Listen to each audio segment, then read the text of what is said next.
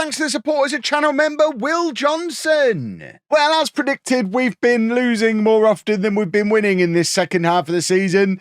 I've brought in a couple of new players, but they mostly just get injured or aren't very good. So, yay for that. And my players are now starting to moan about the financial state of the club, despite the finances being the healthiest they've ever been. I'm trying not to worry that there might be a bug, but we do need to monitor this situation because from everything I can tell, the finances are fine, but everyone around me is freaking out about it. It's like the conversations we have at home when I go to the Lego store. Hello and welcome to part 35 of Wembley to Wembley. I'm Kevin. Coming up on today's episode, we have two games for you in the league. We're at home against South Park. Yes, I picked them so that I could put that on the thumbnail. What do you want from me? And then we're away against Northwood. Since you were last with me, as mentioned in the intro, we've lost more often than we've won. We had a little spell where we were experimenting with a 4-3-3 wing play. It didn't seem to improve things, so we've gone back to the 4-2-3-1 control possession, and we'll just use that to see out the season. Despite the very inconsistent form, we're not actually completely out of contention for the playoffs yet. With, what is that, 10 games to go? 11 games to go? We're only 5 points outside of the playoffs. So if we can get a good run of games together, who knows what might happen. Becoming clear to me as well, we need one of these. We need a striker who can get 20 plus goals for us over the course of the season. I thought I had him, Jack Butterfield, who we signed earlier in the season. Took him a little while to get into the team, but I started him 3 games in a row. He scored in all 3 of them and then strained his groin. So he's certainly not the man this year. He might be the man next year. Who knows? We shall see. And there's your confirmation. The finances are still great, but Ali Omar is worried about the club finances. Presumably, he's an accountant. A really bad one because, you know, everything here seems fine. But, I mean, I don't know. He's still worried about it. Oh, in fact, the board are now reserving judgment. Interesting. Reserving judgment until you've had a chance to make an impact at the club. I've been here 5 years. Oh my word. We need the sale to go through ASAP. I have signed a couple of new players. Like I mentioned, they haven't really pulled up any trees. Ethan Davies is a defensive midfielder who's been fine, but probably isn't as good as the ones that we already have. And we also signed, where is he? Chris Wright, there you go, directly below him, who's an attacking midfielder who we've not used yet because we've got Jamie Sant. Plus, we stopped using attacking midfielders for a little while. Maybe I'll put him on the bench. Maybe he'll get an opportunity today. So this is the 11 for South Park. It's Agwu in goal, a back four of Chadder, Dracos, Duthie and Leroy. Macaulay and Burton Jones in midfield. Taylor, Sant and Best behind Chris Tipple up front, who isn't very good, but neither is Anton Canerva. And neither of them are scoring goals. And it's our biggest problem. We don't score enough goals. Hopefully, we can find a way to score some goals today, or even just one goal. If we can keep a clean sheet, a little bit of football insight here for you boys and girls. But if we can keep a clean sheet, we only need to score once. We don't need to be like free scoring. One goal, whilst not conceding any, is worth 3 points. Football knowledge. People say I don't know ball. I don't know. I'm nearly 15 minutes in. We've not even had a highlight yet. Can we do something, please? We have had 80% of the possession, which is absolutely insane. I mean, South Park are rock bottom of the league. If we were ever going to win a football match, surely it would be this one. And they do seem pathetic. 81% of possession now. But worryingly, despite all that possession, we haven't done anything that would warrant a highlight. Now we finally get one. It's going to be Chadder with the in-swinger, looking for the far post. Dracos can't get proper contact on it, but it comes to Taylor, who just about keeps it in after his heavy first touch. And now Dracos gives it back to Taylor. Just drive it across goal. I think that's a penalty. It is a penalty. It was a very heavy challenge. I mean, he was just trying to get the crossover, but they've absolutely clattered him. And Jamie Sant is going to have the opportunity to cement himself as top scorer for the season. And he does. I mean, we should be able to do this without the need for a questionable penalty. But you know what? We just need wins. I think we have now won 2 of our last 4. If you want to put a positive spin on it, we've also probably only won about 2 of our last 12. So I guess that means we're starting to get better again now after a really rough run of form that did coincide with the FA Cup run and kind of an FA Cup run hangover. We had a difficult run of games off the back of the FA Cup run, and we just really struggled to get going again after the distraction of the FA Cup. So as much as it helped us financially, from a progress on the pitch perspective, I do wonder how different our season would have looked if we'd have just been knocked out in the third qualifying round. And while we were still doing it, because remember at that point we were top of the league. We were having loads of fun, scoring goals for fun. Canerva was a goal a game striker back in those days. Remember those days? And then the distraction of the FA Cup and then the walloping we took in the FA Cup just really knocked our morale, and it's never really recovered. It occasionally bumps from average back up to good, but then we get a slight setback and we're back down to average again. I don't think the worries about the club finances are helping, because like I say, we're getting players who are upset about it now. And I genuinely don't know what I'm supposed to do to fix it. I hope it's not going to be an ongoing bug, but it is a worry when you play in these databases, these user-made databases, as awesome as they are. Football Manager is not designed to be played at tier 10. It's not tested at this level, and there are going to be issues that come up. We've had them before. A couple of years ago, we played in a database like this, and the FA Cup didn't qualify us for Europe, and that caused a huge problem. Admittedly, not as much of a bug as them constantly freaking out about money might be, but it was a problem all the same. There's always going to be little issues, because there'll be little scenarios that these databases are made by just people in their bedroom, you know? They don't have time to test every possible scenario on it. They just need to get them out for people to play on. So it is a potential downside. Hopefully, I'm imagining it, and it's because we started the season in financial problem, and maybe when we assess at the end of the season, they'll calm down and realise the finances are fine, and we'll see what happens. But Taylor's done quite well there to receive the ball from Burton Jones, and Taylor, testing the keeper, probably should be squaring that to Tipple, although to be fair, with Tipple's goal-scoring return over the course of the season to this point, I can very easily understand why he's decided to go that alone, because he just doesn't score. Drakos does get a proper contact on this one. He's had an effort earlier in the first half and couldn't really connect with it. He got a good contact on that one, but unfortunately wasn't able to keep it down below the crossbar. We're still only 1-0 up through a penalty kick. We are not playing very well, but we'll bring on Atherton, who's a right midfielder who can't play on the right wing, just Football Manager things. And Anton Canerva is going to come on and have another opportunity to prove that maybe he's going to be the answer to our goal scoring woes. And that, against any kind of any kind of decent level of opposition, it's 1-1 there. That was a free header inside the 6-yard box. It should be 1-1. Atherton with the cross. He's overhit it if he was looking for Canerva. Taylor is there to pick up the scraps, and it's now with Burton Jones on the end of the area. Edge of the area. All the way back to Drakos, who plays it forward to Canerva, who does get there before the keeper gets a touch on it. But again, we're just not getting that little bit of luck in front of goal.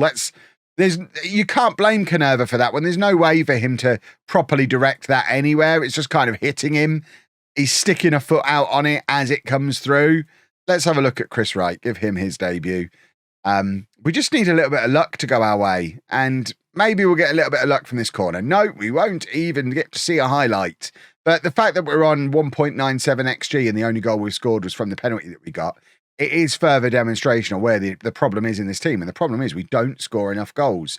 We don't have that 20, 25 goal a season striker, which is so easy to say, oh yeah, the solution to our problems would be a really, really good striker. But it has been an issue throughout the save so far. We've never had someone get to 20 goals in any of the seasons that we've played so far. And that's really unusual for me playing Football Manager. We need to find that guy. And we need to find him before next season starts, whatever league we're in. Because that win, actually, despite all the negativity, that win does keep us in the mix for the playoffs. We are still just 4 points behind Uxbridge. We've won 3 of our last 5 now. If we keep winning, there's enough games for us to turn this season around still. So let's see if we can keep our little mini run going against Northwood. It seems unlikely. They're second in the league, but it is a mini run at this one. 3 wins in 5. We are slowly but surely coming back into some kind of decent form. We've managed to get our club atmosphere back up to good, which is good. I just wish Butterfield could get himself fit again so that we could get him back into the team. But Northwood are a good side. They're up in second in the league. They're in the ascendancy as well. They started quite well, dropped off, and have fought their way back up to very much be in a title race. They were one of the pre-season title favourites as well. So it's going to be a tough one away from home. Look at the state of this, by the way. Carshalton are just so good. They have almost everyone in the Dream 11. And the ones that aren't theirs are Northwood players. So this is going to be fun. We're going to have a lovely time. It's Aggro in goal, back from Chadder, Dracos, Duthie and Leroy, Macaulay and Burton-Jones in midfield, Taylor, Sant and Best behind Tipple up front. Tipple, a.k.a. Mr. Not the Answer. If Tipple is the answer, then goodness knows what the question is, boys and girls, because he certainly doesn't score goals.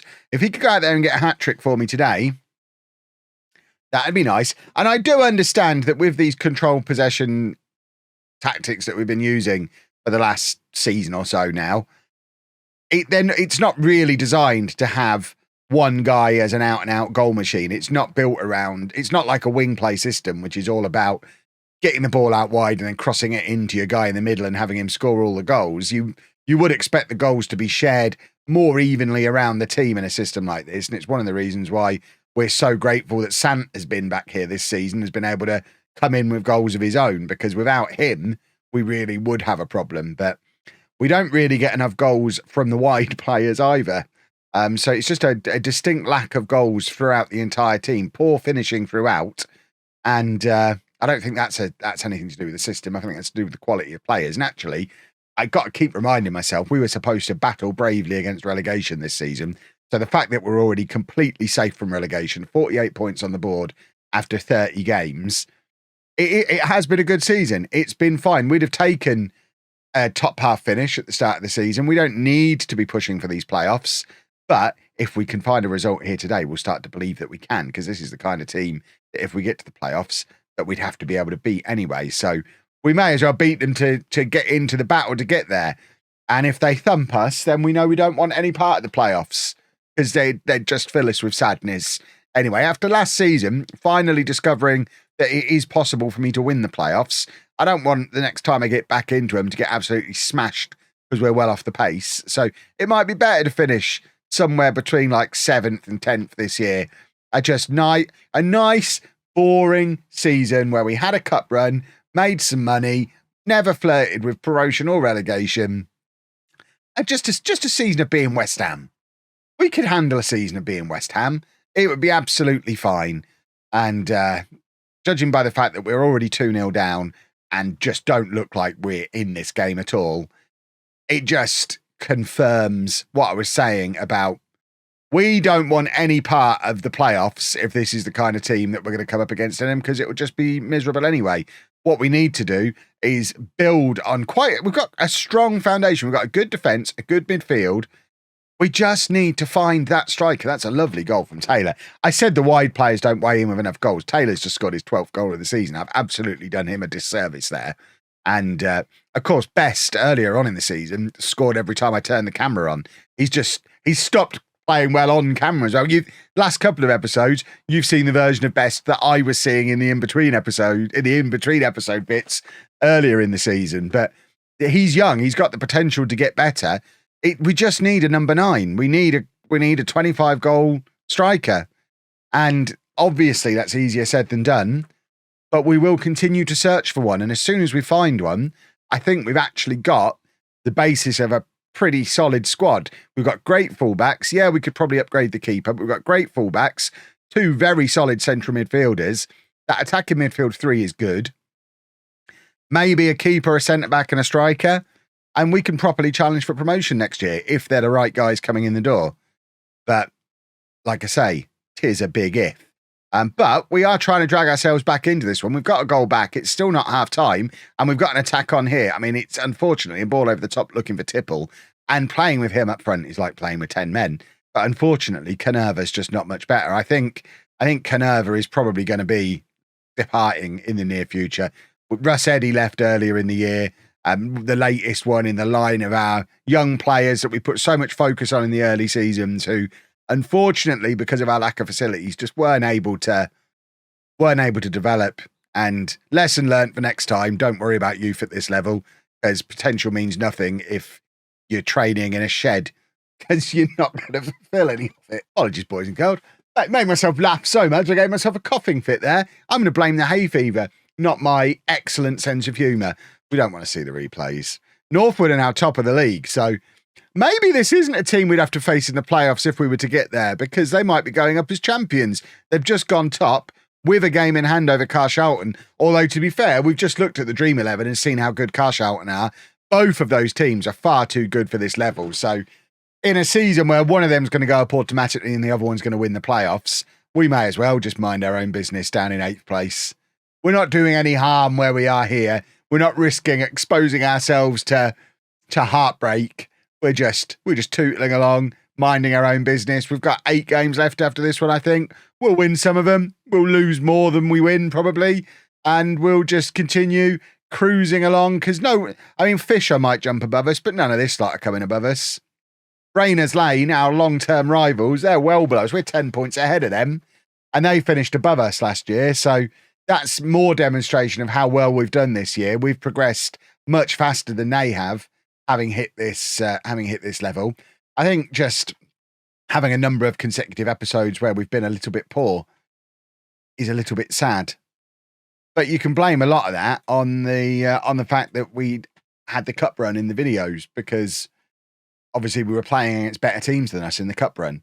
That game against Bristol Rovers, I still look back at that and think how different the season might have been if we'd have just got knocked out a round or two earlier and didn't get smashed by Bristol Rovers, because it just knocked the stuffing out of us. But it's all excuses. Canerva's on. Maybe he'll score a goal. If Canerva can get back that early season form, we'll be laughing. I actually thought at the start of this season, I genuinely thought he might be the 20-goal a season striker that we always hoped he'd turn into, because I think he had like 8 goals in his first 8 games. And here we are 30 games later and he's only got 9 goals.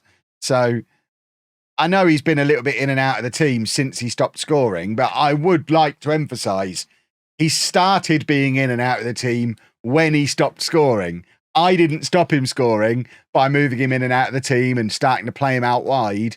He'd stopped scoring before I started messing around with all that. So it's on him. I've not given him much chance to play himself back into form because he's not really starting games anymore. Maybe he needs to start because Tipple's useless as well. But I honestly think they're as bad as each other. And we need Butterfield back. And he should be back for the final 5 or 6 games. And if he continues scoring at a goal a game like he was before he got injured, albeit only over 3 games, but if he can bring back that kind of goal scoring form again, that might be enough to drag us into the playoffs. Stranger things have happened, boys and girls. I don't know that they're going to happen this year, but we'll come back in the next episode, obviously, and it will do the final 2 games of the season. It will probably be the final 2 games of the season. I would normally say final 2 games of the regular season, but I can't imagine we're going to get into the playoffs. So we'll just come back, do Enfield and Beckenham, see how we've got on this run of games. Fingers crossed, we come back in the next episode in with a chance of the playoffs. That would be the ideal scenario. We'll see. If you've enjoyed that, please make sure you leave a nice big thumbs up on there for me. Subscribe to the channel for daily Football Manager videos. And thank you very much for watching.